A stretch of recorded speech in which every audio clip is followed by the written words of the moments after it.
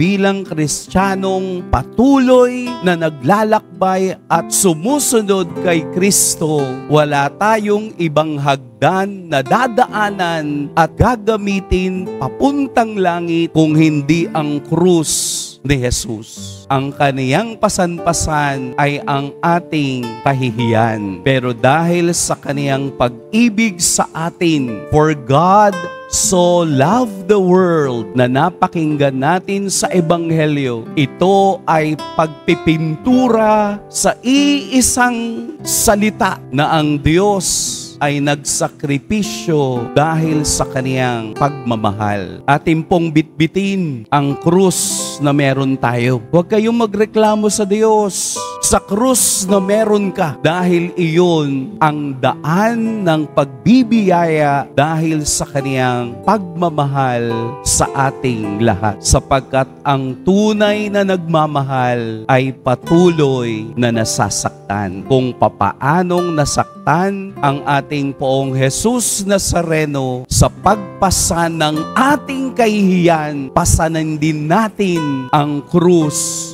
natin sa buhay. Dahil kung walang krus, walang tagumpay. Pagpalain tayo ng Poong may kapal.